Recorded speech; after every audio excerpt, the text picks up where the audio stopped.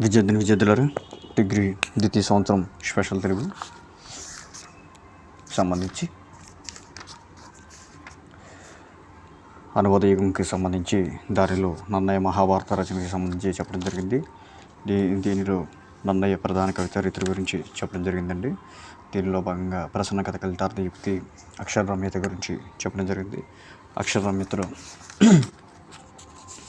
అక్షరరమ్యత పరుషాక్షర రచన, వీర రౌద్ర రసాదుల పోషణ గురించి చెప్పడం జరిగింది.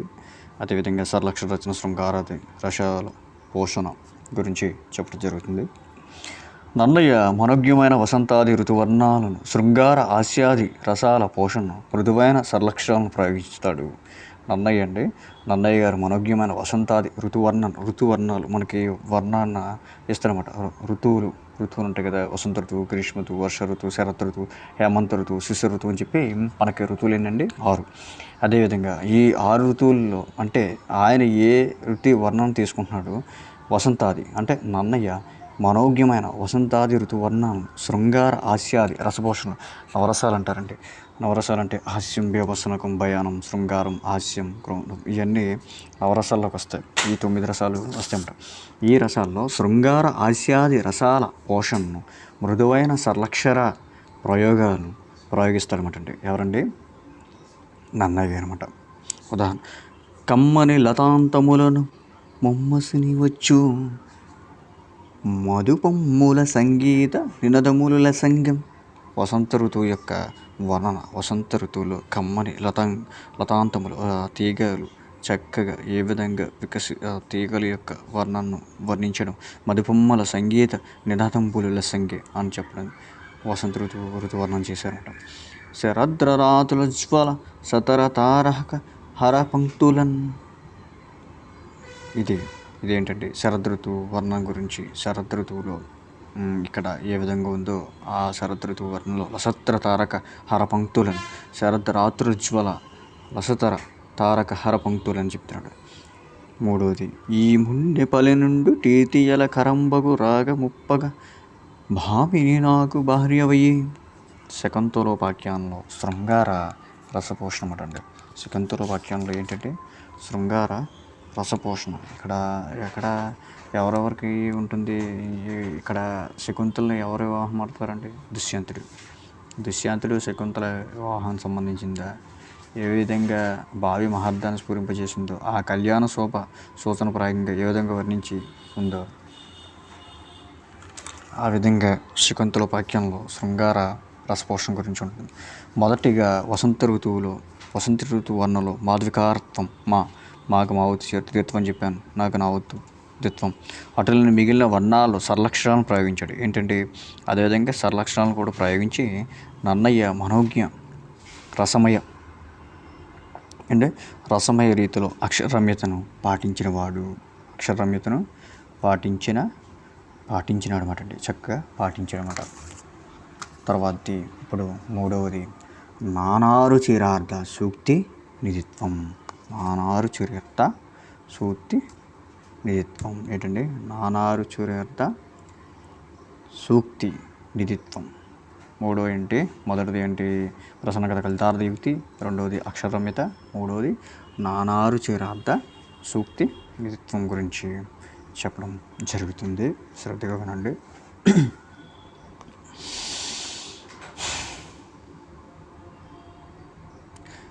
దీనికి ముందు మనం చెప్పాం కదండి. ఇక్కడ ఏంటి ఒక విషయం, అక్షరరమ్యతలోనే దానికి సంబంధించి కొన్ని చెప్పాను మీకు. అక్కడ ఏ విధంగా చెప్పడం జరిగిందంటే, ఇక్కడ మీకు చెప్పడం జరిగింది అక్షరాల నేర్పులు ఇవన్నీ చెప్పడం జరిగింది కదా. అందులోనే కొన్ని ఏంటంటే ఆ సూక్తులు చెప్పినప్పుడు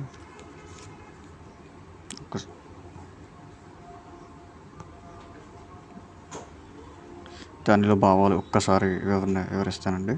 ఒక్కసారి ఆగండి.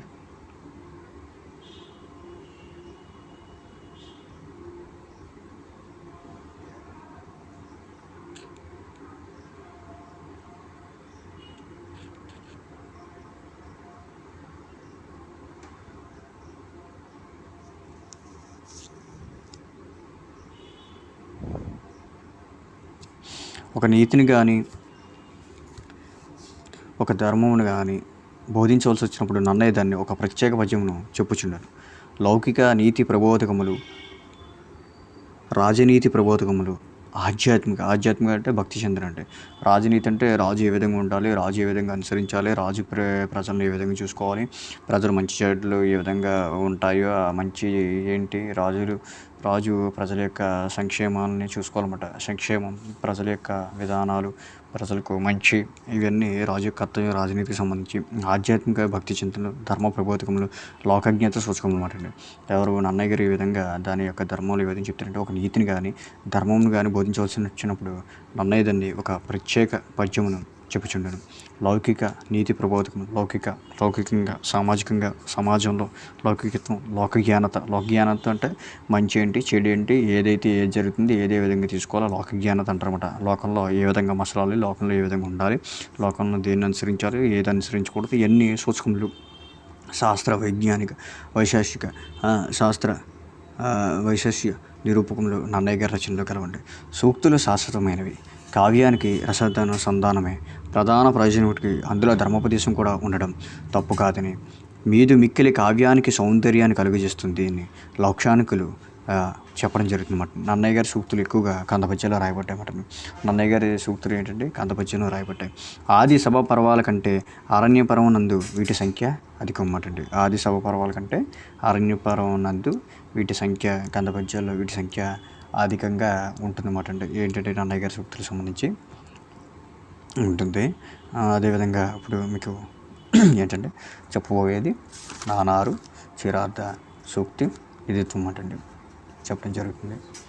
నానారు చిరార్థ సూక్తి నిధిత్వంలో, ఈ నానారు చిరార్థ సూక్తి నిధిత్వంలో మీకు నన్నయ్య భటార్కునికి విశిష్ట కవితా గుణాల్లో మూడవది నానారు. ఏంటంటే నానారు, నాకు దీర్ఘం ఉంది, దీర్ఘంతో చదవాలి మనం, దీర్ఘాక్షరాలతో చదవాలి, దీర్ఘాలు లేకపోతే దీర్ఘాలు లేకుండా చదవాలి. నానారు చిరార్థ సూక్తి నిధిత్వం అనగా సమాజ వికాసానికి తోడ్పడే మధురమైన అర్థాలతో కూడిన మంచి మాటల సంపద అనే భావం మాట అండి. సమాజ వికాసానికి తోడ్పడే మధురమైన అర్థాలతో కూడిన మాటల సంపద. ఈ నానారు చిరార్థ సూక్తి నిధిత్వం ఏం చెప్పింది? సమాజం ఏ విధంగా ఉండాలి, సమాజం అంటే ఎవరండి? ప్రజలు, జనులు అంటే ఎవరు? ప్రజలు.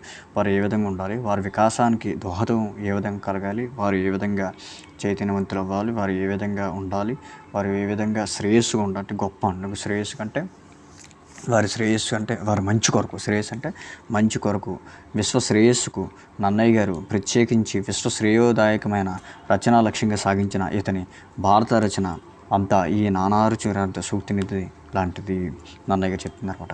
నన్నయ్య భారత రచనలో ఆయా కథల సందర్భాలను బట్టి సందేశాత్మకమైన, జ్ఞాన బోధకమైన, రాజనీతి, ధర్మతత్వ, వేదాంత బోధకమైన ఎన్నో అంశాలను, ఎన్నో రకాల మనోహరమైన ఈ సూక్తులు అంటే మంచి మాట అండి. సూక్తి అంటే ఏంటి? మంచి మాటలు మాట. సూక్తి అంటే మంచి చెప్పడం, మంచి మాట అంటారు. సూక్తులు ఎంతో నేర్పుతో, చిన్న పద్యాలతో, అర్ధాంతర్న్యాస అలంకారాలతో చక్కగా తేట తెలుగు శైలిలో రచించాడు. సూక్తి అంటే సుభాషితం, మంచి మాట అని అర్థం మాట అండి. ఇక్కడ ఏంటి? సూక్తి అంటే సుభాషితం, మంచి మాట. నేను చెప్పింది అదే, మంచి మాట అని అర్థం. నన్నయ్య భారతం అంతా మంచి మాటల ముచ్చాహారమే. నన్నయ్య గారి భారతం అంతా ఏ విధంగా ఉందండి? మంచి మాటల ముచ్చారహారమే ఇక్కడ చెప్తున్నారన్నమాట. నానారు చిరార్థలో చెప్తున్నాను చూడండి. ఇది కావ్యానికి ప్రాణం వంటిది. ఇదేంటండి? కావ్యానికి ప్రాణం ఉంటుంది. మరి అక్కడ మీకు చెప్పాను, మొట్టమొదటి ఏం చెప్పాము? ప్రసన్న కథ కలితార్థేమో కావ్యానికి ఆత్మ వంటిది. అక్షరరమ్యత ఏమో అక్షరరమ్యత ఏంటి? కావ్యానికి దేహం వంటిది. ఇది ఇక్కడ ఏంటి? నానారు చిరార్థ సూక్తి నిధిత్వం కావ్యానికి ప్రాణం వంటిదండి. ప్లస్ ఉక్తి, సూక్తి అనగా రుచికరమైన, చమత్కారయుక్తమైన మాట. ఏంటంటే సూక్తి అనగా ఏంటంటే రుచికరమైన, చమత్కారయుక్తమైన మాట అని. జన వ్యవహారంలో మంచి మాట అనే అర్థం వస్తుంది. జన వ్యవహారంలో ఏముంటుందంటే సూక్తి అంటే ఏంటి? మంచి మాట. జన వ్యవహారం అంటే జనులు మాట్లాడుకునే వ్యవహారంలో, జనులు ఉపయోగించే విధానంలో దాని వ్యవహారం అంటారన్నమాట. దానిని మంచి మాట అని అర్థం ఉంది. సూక్తి అనగా రుచికరమైన, ఏంటండి? చమత్కారమైన చమత్కారయుక్తమైన కూర్పు. ఈ చమత్కారమైన ఒక్కొక్క పదమునందు, పదబంధమునందు, సమాసమునందు, కారకమునందు, వాక్యమునందు బహుభంగులు చూడవచ్చని ఆచార్య కండవల్లి లక్ష్మీరంజనం గారు తెలిపారన్నమాట. సూక్తులు అనగా సుభాషితములు అని చెప్పి ఇక్కడ ఏం చెప్తున్నారన్నమాట. పదబంధమునందు, పదమునందు, పదబంధమునందు, సమాసమునందు, కారకమునందు, వాక్యమునందు బహుభంగులను ఇందులో ఉన్న విధానాలందు వీటిని చక్కగా చూడవచ్చని ఎవరు చెప్తున్నారండి? ఆచార్య కండవల్లి లక్ష్మీరంజనం గారు తెలిపారు. సూక్తులు అనగా సుభాషితములని చక్కగా తెలుస్తుందన్నమాట. నన్నయ్య రచనలో మృదు మధురములైన అర్ధ సూక్తులు ఎన్నో కలవు. నన్నయ్య సూక్తులకు ప్రత్యేకత ఉన్నది. నన్నయ్య సూక్తులకి ఏంటంటే ప్రత్యేకత ఉన్నది. ప్రత్యేక లక్షణాలు ఉన్నాయి. ఈ కథలో నన్నయ్య గారేంటి ఈ కథలో అనగా సంస్కృతాంధ్ర పదాలను అర్థవంతంగా, ఔచిత్యంగా, చక్కగా అర్థవంత రీతిలో ఉపయోగపడే విధంగా చక్కగా గుణంతో ఉండేటట్లుగా నన్నయ్యకు నేర్పుందని, ఆ పదాలను అర్థవంతంగా ఔచిత్యంగా వాడడంలో ఆ గొప్పతనం ఉందని నన్నయ్యకు నేర్పుందని భావం. సన్నివేశాన్ని బట్టి, పాత్రను బట్టి, రసాన్ని బట్టి పదాలను వాడడం కవిత్వానికి అవసరం. ఒక సన్నివేశం ఉందనుకోండి, ఆ సన్నివేశంకి సంబంధించిన పాత్ర ఏంటి అంటే ఆ పాత్ర బట్టి ఆ రసం అంటే ఏంటి? రసం అంటే ఏం చెప్పాను మీకు? నవరసాలు అని చెప్పాను చూసారా? అక్కడ ఆ పాత్రను బట్టి హాస్యమైతే హాస్యం, క్రోధమైతే క్రోధం, భయానకమైతే భయానకం, బీభత్సం అయితే బీభత్సం, ఇవన్నీ ఉంటాయి కదా నవరసాలకు సంబంధించి. ఆ రసాన్ని బట్టి, ఆ పాత్రను బట్టి ఆ పదాలను వాడడం కవిత్వానికి అవసరం. ఇప్పుడు క్రోధం వచ్చిందనుకోండి, క్రోధంకి సంబంధించిన పదమే మాట్లాడాలి. అంతేగాని హాస్యంతో మాట్లాడకూడదు. హాస్యం సంబంధించి పదాన్ని, ఆ భావాన్ని వ్యక్తం చేయకూడదు. క్రోధం వచ్చినప్పుడు క్రోధంకి సంబంధించిన రీతిలో ఆ మాట, ఆ పదం అనేది ఉపయోగపడేటట్లుగా, అర్థవంతంగా చక్కగా వెళ్ళేటట్లు, ఎదుటివారి మనసుకు హత్తుకునేటట్లుగానే ఉండాలి. అంటే ఏంటి? అక్కడ పాత్రను బట్టి, సన్నివేశాన్ని బట్టి, ఆ రసాన్ని బట్టి పాటలను వాడడం కవిత్వానికి చాలా అవసరం అన్నమాట. లలిత సంస్కృత పద ప్రయోగ కుశలతను ప్రతి పదమునందును కనమగను.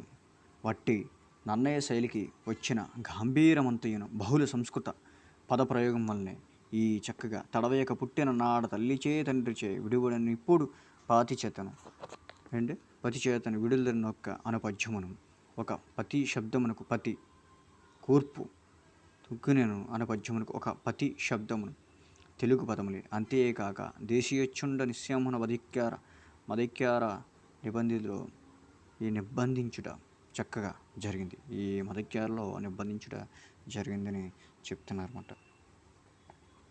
చూడండి విద్యార్థినిలారా, ఈ విధంగా ఉంటుందన్నమాట అండి. నానారు చూరేర్ద సూక్తి నిధిత్వం అనేది సమాజ శ్రేయస్సుకు, విశ్వశ్రేయస్సుకు ఉపయోగపడే విధంగా సమాజ వికాసానికి తోడ్పడే మధురమైన అర్థాలతో కూడిన మాటల సంపద అని భావం దీని యొక్క అర్థం. నన్నయ్య గారు ఏంటి భారత రచనలో ఆయా కథకు సందర్భాలను బట్టి సందేశాత్మక బోధకమైన రాజనీతి, ధర్మతత్వ, వేదాంత బోధకమైన ఎన్నో రకాల మనోహరమైన సూక్తులను ఎంతో నేర్పుతో చక్కగా చిన్న చిన్న పద్యాలతో, అర్ధాంతరన్యాస అలంకారాలతో తెలుగు శైలిలో తెలుగు శైలిలో చక్కగా రచించాడు. ఈ సూక్తి అనేది సుభాషితం, మంచి మాట అని దీని యొక్క అర్థం.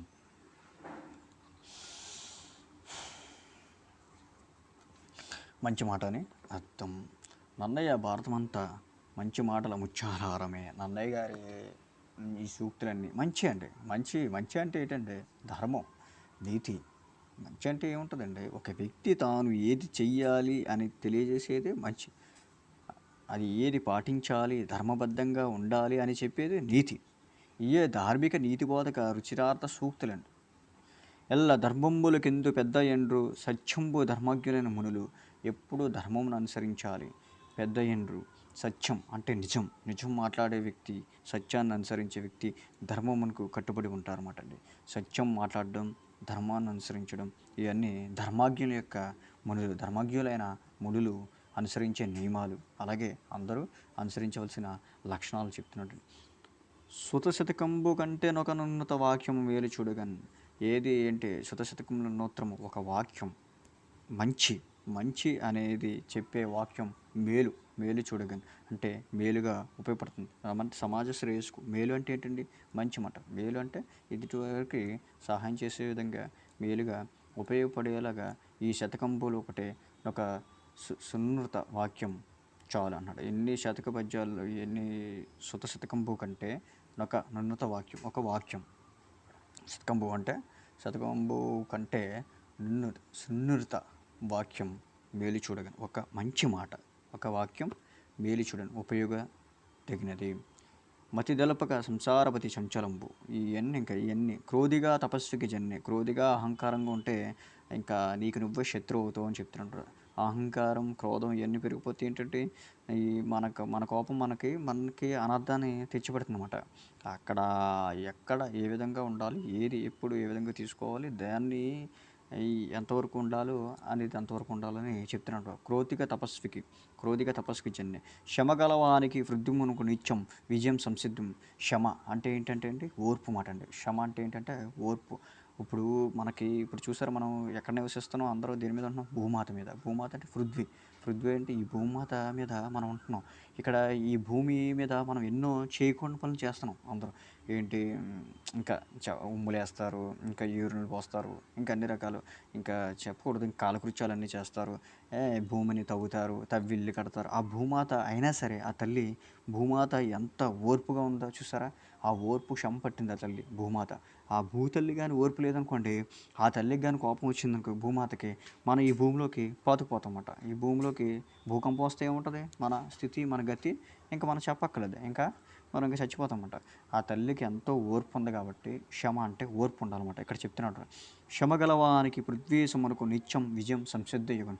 ఎవరైతే ఓర్పుగా ఉంటారో ఎవరైతే క్షమను కలిగి ఉంటారో ఆ పృథ్వీ ఈ భూమి మీద నిత్యంబు విజయం సంసిద్ధమయ్యకును అంటే ఇక్కడ ఏంటంటే పృథ్వీసమునకును అంటే ఇక్కడ చెప్తున్నాడు పృథ్వీసమునకు ఈ భూమి మీద నిత్యం వారికి విజయం చేకూరుతుంది అని చెప్తున్నాను అనమాట నేనేం చెప్పానంటే ఇక్కడ మీకు పృథ్వీషమ అనేటప్పటికీ ఆ భూమాతకి ఎంత ఓర్పు ఉంటుందో మనం కూడా ఆ ఓర్పుని మనం తీసుకోవాలని చెప్పడం జరుగుతుందన్నమాట క్షమతో అంత ఓర్పుతో ఉండాలని చెప్పడం జరుగుతుంది ఇక్కడ ఏం చెప్తున్నాడంటే క్షమగలవానికి పృథ్వీసమునకు నిత్యం విజయం సంసిద్ధ యగున్ అని చెప్తున్నారు అన్నయ్య గారు ఏంటి ఎవరైతే ఓర్పుగా ఉంటారో వారికి ఈ భూమి మీద నిత్యం వాళ్ళు చేసే కార్యాలన్నింటిలోనే విజయం పొందుతారు విజయం సంసిద్ధ యుగం అని చెప్తున్నాడు గతకాలము మేలు వచ్చు కాలము కంటే కాలము కంటే వచ్చు కాలం మేలు అని చెప్తున్నాడు అనమాట గతకాలము మేలు వచ్చు కాలము కంటే ఈ మనకుంటాయి భూతకాలం వర్తమాన కాలం భవిష్యత్తు కాలం ఉంటాయి భూతకాలం అంటే గతకాలంలో జరిగిపోయినాయి మనకి మంచి జరగచ్చు చెడు జరగచ్చు హాని జరగచ్చు ఏదైనా జరగచ్చు అది వర్తమానంలో మనం ప్రస్తుతం అలా మన జీవనాధారం అలా కొనసాగిస్తూ ఉంటుంటాం అది భవిష్యత్తు కాలంలో ఏంటంటే మేలు జరగచ్చు అన్నమాట మనకి కష్టాలు వచ్చినాయి బాధలు వచ్చినాయి అలా ఉంటే కన్నా అది ఏమవుద్దంటే భవిష్యత్తు కాలంలో కూడా మేలు వచ్చు కాలం కంటే గతకాలం కంటే మేలు వచ్చు కాలంలో కూడా ఉంటుందని చెప్తున్నాడు అనమాట అండి అలాగా ధార్మిక నీతిబోధక రుచిరార్థ సూక్తులు ఎంతో చక్కగా ఈ మాటలు ఎంతో చక్కగా అద్భుతంగా ఉంటాయన్నమాట ఇతర మధురమైన తేట తినుగు సూక్తులు ఒంటెళ్ళు కుందేలు సొచ్చినట్లు కుంతి కడుపు చల్లగా పుట్టిన ఘనభుజుండు పెద్దల చరిచంతలంపును నేరుగా సాక్ష్యమే వాడతో కట్టిన వడయట్లు ఇట్టి సువర్ణమైన సూక్తులు ఎన్నో చక్కగా సూక్తులు నన్నయ్య గారు చక్కగా ఈ సువర్ణ సూక్తులు ఎన్నో నన్నయ్య భారతంలో అసంఖ్యకము అంటే ఇంకా ఎక్కువగా ఉన్నాయని చెప్తున్నాను అనమాట అసంఖ్యకం అంటే లెక్కలేని అన్న రీతిలో అన్నట్టు ఇంకా చాలా చక్కగా ఆ సూక్తులన్నీ ఉన్నాయి ఇతర సూక్తులతో కూర్చున్న నన్నయ్య భారత కథలు వాయు పౌరులైన బాలలకు బాల సాహిత్యంగా ఉపకరిస్తుంది పై సూక్తులన్నీ కూడా నన్నయారుని నానారు సూక్తి నిధిత్వం అన్న బిరుదును శతసార్థకం చేయుటి ఆంధ్ర మహాభారతం సువర్ణ సూక్తుల పిన్నిది ఆంధ్ర మహాభారతంకి మంచి బిరుదులు కూడా వచ్చినాయన్నమాట సువర్ణ సూక్తుల యొక్క పిన్నిది ముఖ్యమైనది అని దీని యొక్క తెలుస్తుందన్నమాట అన్నీ నిరూపిస్తున్నాయి ఈ విధంగా ఆదికవి నన్నయారునిపై 3 విధాలైన ప్రసన్న కథ కల్తార్థయుక్తి అక్షర రమ్యత నానారు చిరార్థ సూక్తినిధి అనే కవితా గుణాలు ముప్పేటల ముత్యాల హారమై త్రివేణి సంగమై నన్నయ్య భారత రచనలు సువర్ణమయంగా ప్రకాశిస్తున్నాయి అని చెప్పడం జరిగిందన్నమాట అండి.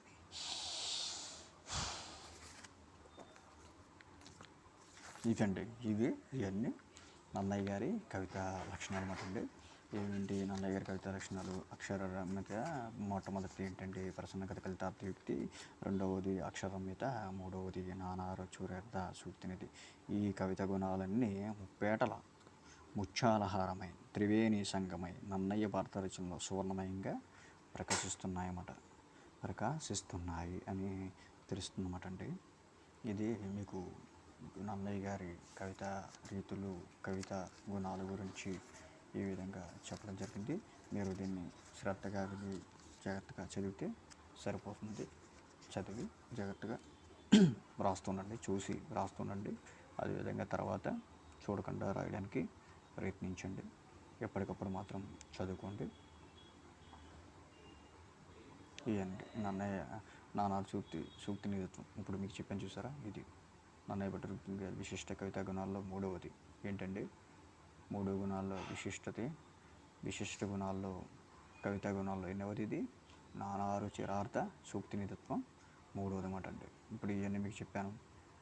వీటి గురించి ధార్మిక, నీతి, బోధక, రుచిరార్థ సూక్తుల గురించి చెప్పడం జరిగింది కదా, ఇవన్నీ దీనిలో అన్నమాట. ఒకసారి మీరు చూసుకోవాలి ఏంటంటే ప్రసన్నకథ కలితార్థ యుక్తి ఏంటి? కావ్యమునకు ఆత్మ ఉంటుంది. అక్షరరమ్యత కావ్యానికి దేహం ఉంటుంది. మరి ఇదేం చెప్పాను మీకు? నానారు సూర్యార్థ సూక్తి నిధిత్వం ఏంటి? అయ్యే మీరు పాయింట్లు అలాంటివి రాసుకుంటేనే మీకు మంచి మార్కులు పడతాయండి. మీకు అలాంటివి చూసుకుంటుంటే ప్రతిదీ చూసుకుంటే మంచి మార్కులు పడతాయి. ఇదేంటి మరి? ఏంటిది? కావ్యానికి ప్రాణం ఉంటుంది. ఇదేంటండి? కావ్యానికి ప్రాణం ఉంటుంది. ఏంటి? నానారు చిరార్థ సూక్తి నిధిత్వం. నానారు చిరార్థ సూక్తి నిధిత్వం కావ్యానికి ప్రాణం ఉంటుంది. ప్రసన్నకథ కలితార్థయుక్తి కావ్యానికి ఆత్మ ఉంటుంది. అక్షరరమ్యత కావ్యానికి దేహం ఉంటుంది. ఇది నానారు చిరార్థ సూక్తి నిధిత్వం కావ్యానికి ఇదేంటి? ప్రాణం ఉంటుంది. ఆత్మ, దేహం, ప్రాణం. ఈ కావ్యానికి నన్నయ్య గారి కవితా గుణ రీతుల్లో ఈ మూడు లక్షణాలు ఉన్నాయి. ఈ మూడు లక్షణాలకు సంబంధించి మీకు వివరించడం జరిగింది. తర్వాత తరగతుల్లో మిగిలినవి చెప్పుకోవడం జరుగుతుంది. ప్రస్తుతం అయితే మీకు ఇప్పుడు దీనికి సంబంధించి ఈ కవితా గుణాల గురించి చెప్పడం జరిగిందన్నమాట అండి. నన్నయ్య కవితా రీతులు, నన్నయ్య గారి జీవిత విశేషాలు, నన్నయ్య గారి జీవిత వ్యక్తిత్వ విశేషాలు, వీటి గురించి ఇవన్నీ చెప్పడం జరిగింది. మీకు ఉపజ్ఞానాలు, ప్రసంగ కథ కలితార్థయుక్తులు, శకుంతలోపాఖ్యానం, ఇవి ఆ ఉపకథల గురించి, వాటి వివరణ గురించి కూడా చెప్పడం జరిగింది. మీరు శ్రద్ధగా వినండి, అదేవిధంగా శ్రద్ధగా చదవండి, సరిపోతుంది. ఎప్పటికప్పుడు మాత్రం ఆడియో క్లాసులు జాగ్రత్తగా శ్రద్ధగా వినండి. విని ఒకసారి చూసి రాయండి. రాశాక తర్వాత మరొకసారి చూడకుండా రాయడానికి ప్రయత్నించండి. పరీక్షలు దగ్గరకు వచ్చేస్తున్నాయి. ఎప్పటికప్పుడు మాత్రం చదువుకోవాలి. అంతేగా అన్నీ ఒకసారి చదువుదాం, అప్పటికప్పుడు చదువుదాం అంటే మీకు మళ్ళీ ఇబ్బంది అవుతుంది. అది కూడా శ్రద్ధగా గమనించండి. ముఖ్యమైనవి మీకు పెట్టడం జరిగింది. ఆ ముఖ్యమైనవన్నీ జాగ్రత్తగా చదువుకోండి. అదేవిధంగా ఇందులో ఉన్న పాయింట్స్, వివరణలు, సైడ్ హెట్టింగ్లు, అండర్లైన్, కాలమ్ డాష్ అవి పెట్టుకోండి. అవి పెట్టి జాగ్రత్తగా పాయింట్ వైజ్ జాగ్రత్తగా రాయండి. ముఖ్యమైనవి రాస్తే సరిపోతుంది.